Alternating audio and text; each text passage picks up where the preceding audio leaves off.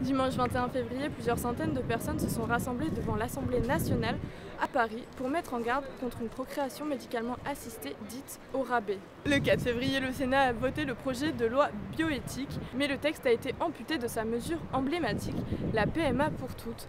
L'article 1 a été supprimé. Il avait pour objectif d'étendre l'accès à la PMA pour les couples de femmes et les femmes seules. Privé de l'ouverture de la PMA pour toutes, le texte a également perdu un autre de ses articles majeurs, la possibilité pour les femmes d'une autoconservation de leurs ovocytes sans raison médicale. Au terme de 2 jours de débats confus, le projet de loi a finalement été voté à main levée par une majorité de droite sénatoriale. Hier, le Sénat a décidé de supprimer l'article 1. L'article 1 avait pour objet essentiel d'étendre l'accès à la PMA aux couples de femmes et potentiellement aux femmes seules. Cet article ayant été supprimé, force est de s'interroger sur la pertinence de l'examen de l'article 4. Car l'article 4 porte sur les modes de filiation qui avaient été construits justement pour permettre à l'enfant né dans ces circonstances d'avoir une filiation établie.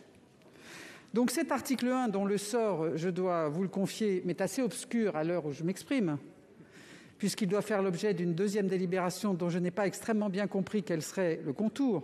Pour parler de ce projet de loi, nous avons demandé l'avis des Français. Est-ce que tu es au courant du rejet par le Sénat de la PMA pour femmes seules et les couples de femmes? Je savais pas que ça s'est passé, vous voyez. Mais là, quand vous me le dites, je comprends la manifestation, donc ouais, du coup. Oui. Et donc t'es pour ou contre? Je suis pour. Pour que ça se fasse, la PMA. Oui. Oui. Et donc pourquoi, c'est quoi Parce que, je sais pas, tout le monde devrait pouvoir faire ce qu'il veut un peu, non? Quand ça impacte pas les autres, je vois pas en quoi ça impacterait les gens que d'autres aient un enfant s'ils sont du même sexe, vous voyez. Pour les personnes seules, vous, c'est quoi votre avis là-dessus? Vous savez, moi je suis d'une génération où les femmes venaient de se libérer. Et il y en avait beaucoup qui ne voulaient pas se marier et faire un enfant toute seule. Mais je trouve dommage qu'il n'y ait pas une figure masculine quand même. Mais bon, elles en ont peut-être dans leur vie. Voilà, elles ont décidé de faire un bébé toute seule. Je trouve que pour l'équilibre d'un enfant, il vaut mieux qu'il y ait 2 figures qui équilibrent l'enfant. Courant qu'on pouvait auto-conserver nos ovocytes? Qu'est-ce que ça veut dire d'abord? C'est-à-dire que, admettons, à 20 ans, vous voulez vous congelez vos ovocytes, vous allez pouvoir les décongeler après pour vous en servir 10 ans plus tard. Mais c'est pas mauvais, c'est bien. Ça nous donne peut-être le temps de faire les études ou de travailler, ou peut-être faire mes affaires pendant tel temps et tel moment. Lorsque je serai off, après je m'occupe de la maternité. Et donc avant, en fait, on n'avait pas besoin de raison médicale pour le faire.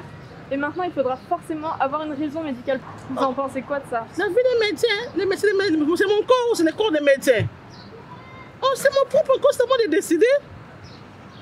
Ces 2 mesures pourront toutefois être rétablies par les députés qui auront le dernier mot. Aucune date n'a pour le moment été fixée, mais le gouvernement a indiqué à plusieurs reprises l'envie d'adopter le projet de loi bioéthique avant l'été.